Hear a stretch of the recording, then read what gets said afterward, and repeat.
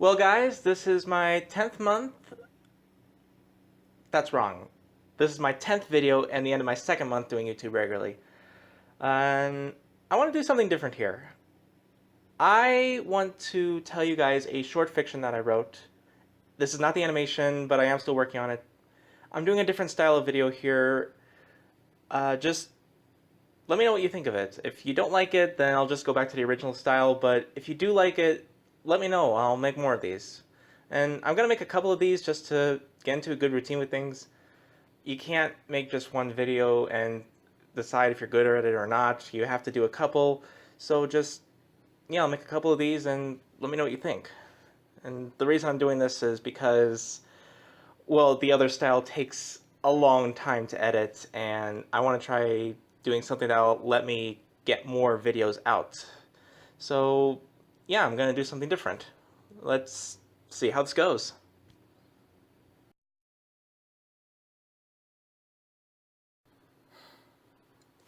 I've lived on a boat my whole life.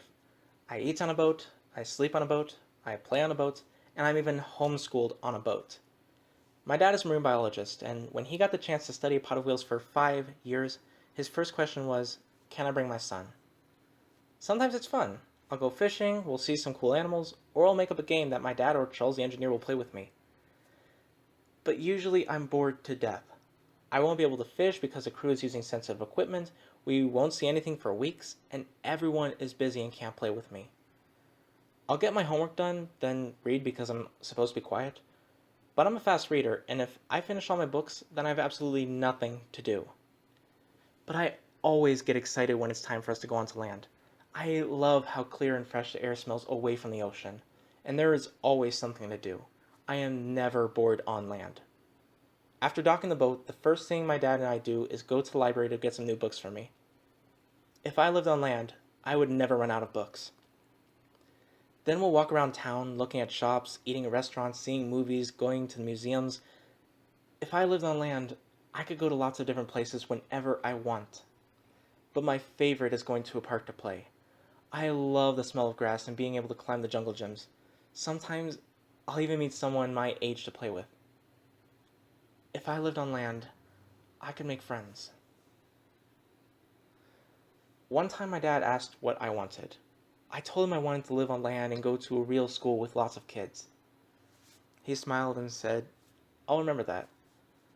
The next time we went on land, my dad got a car and we drove around town and did lots of stuff.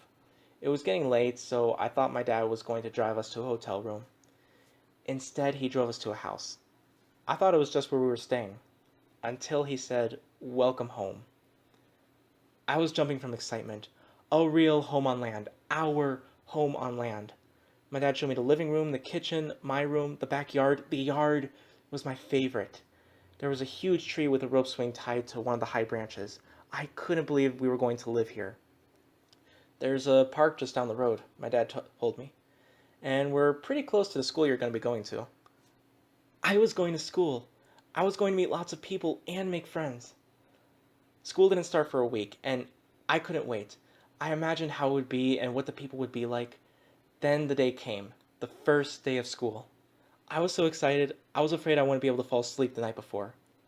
But surprisingly, I slept fine, and I was ready for the day. My dad dropped me off and gave me a huge hug goodbye before I left. I found my classroom and went inside. But no one was there, not even the teacher. I sat down at one of the front desks. There were lots of people outside. Was I in the wrong place? No, I'm sure this is my classroom. I was about to leave, but I heard a bell ring. I sat down. Bells mean it's time to come into the classroom. Surely someone will be here soon. I sat there for a while before the teacher came in along with all the students. The teacher seemed shocked to see me there. As the other students sat down, she whispered to me, usually we line up outside after the bell rings. I felt embarrassed not knowing what to do. I started to get nervous. Then our teacher, Mrs. Smith, introduced herself and welcomed the class from summer vacation. She said we had the first 20 minutes of class to go around the room and introduce ourselves to each other. I looked around the room and everyone got into groups with their friends from last year and started talking. Everyone already had friends, and I didn't know anyone. I stood up, but I didn't know who to walk up to. What if no one wanted to talk to me? Hi, I turned and saw someone walk up to me and introduce himself. My name's Aaron. I started to calm down a little.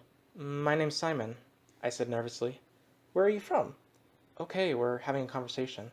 Well, I guess I'm from the ocean. My dad and I lived on a boat. Aaron's eyes got bigger. You lived on a boat? Yeah. Did you see any whales? Yeah, my dad studied whales.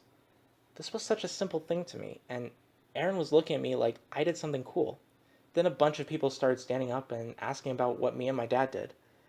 Did you see whales a lot? Yeah. Did you get to touch a whale? Yeah. Did you get to name a whale? Yeah, Colfer, after my favorite author. Did you see any other animals?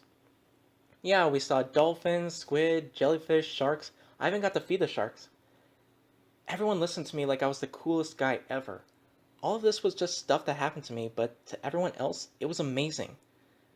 Now, I will never go back on a boat in a million years, but maybe it wasn't so bad that I got the chance to live on one. It gave me something to talk about and made it easier for me to open up to people. And the rest of the year was great. I made lots of friends, I loved the school, and I had the best year of my life.